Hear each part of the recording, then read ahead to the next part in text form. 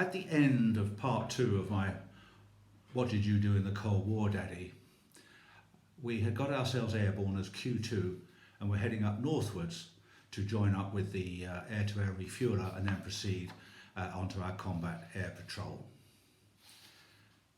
As we climbed up, I reflected that we carried 22,000 pounds of jet fuel, or a fraction under 2,800 gallons, more than the total petrol carried by a fully fueled Lancaster bomber of the Second World War.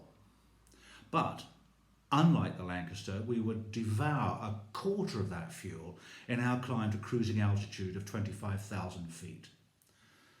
Then we would expect a flight time of around an hour and a half, but if the tanker at top of climb could refill our tanks to full, then a flying for 3 hours entirely possible. However, the art of air-to-air refueling cannot be 100% guaranteed success. Various factors, in-flight conditions such as turbulence, in cloud, at night, in-flight failure of the refueling probe to extend, even finding the tanker can be difficult and are the downside. And this is what happened to Q1. As I called the fighter controller on Fighter Stud 13, we heard Q1 diverting to Royal Air Force Station Lossiemouth on the edge of the Moray Firth. Buckham Control read our thoughts. Q1 suffered a total utility hydraulic failure as he approached cap. A vector for you of 010 degrees for the tow line. Poor old Q1. All that excitement and anticipation dashed to naught because of a failure in the hydraulic system.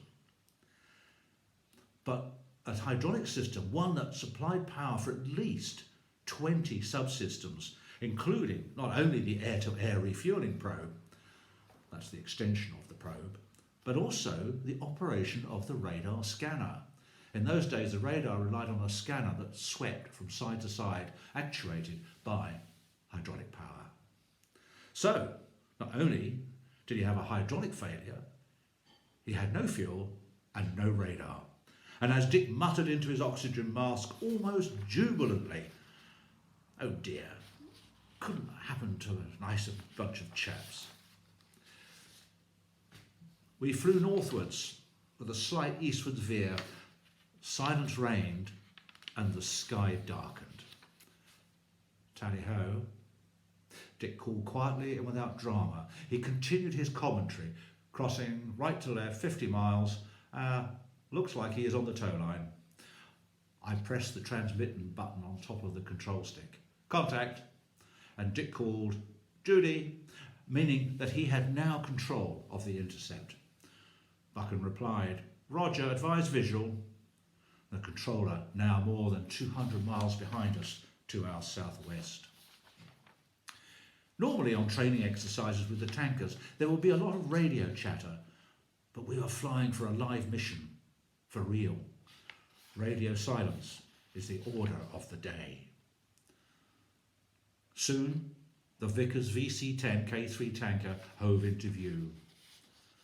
I eased the Phantom down a couple of thousand feet and manoeuvred to approach alongside one of the most graceful jet liners ever built. I flew on its port side, flicked the refuel switch, and the probe instantly extended out of its stowage above and behind the right-hand engine intake. And the probe then thrust forward into the airflow. The tanker briefly flashed its taxi light, which was our clearance to drop astern and approach whichever hose and basket was extended. All one has to do is merely fly formation on the tanker, which now was dominating my view through the small windscreen. I established a stabilised position using pre-learned visual cues, and then I waited for the traffic lights. Traffic lights situated each side of the hose drum unit. The amber light flashed on, and I eased forward until the probe enters the basket. Dick now played his part in the running commentary. His view of the basket is much, much better than mine. Up one, looks good. Going low, good line.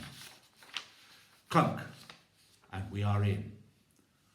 One can imagine the probe entering the basket and making contact as quite the most phallic symbology. Forward a little more to slacken the hose, waving it gently in the slipstream. Green light flashes on and the fuel flows. We are in luck this time. The centre section hose drum unit, or HDU, has been rolled out. Brilliant. This is the preferred option for us. The fuel flow rate from it is nearly 4 times that of the wing hoses, and the position dead aft of the VC10 is a much easier one for me to fly formation on than the wing hoses, which are at the end of a wing with a lot of dihedral, and it gets very disorientating. Soon we are full, and I drop back and out, and just then a message comes through from Bucker. Q1 when able, vector 020, contact SAXA, flight just 20. And so we did. Cruising along at 25,000 feet and at 300 knots indicated speed, best economy. SAXA Vord came through loud and clear. Plan is to put you on CAT, 100 miles to your north. No trade for you at the present. An expletive from the back cockpit summed up neatly how I felt. The buggers had disappeared.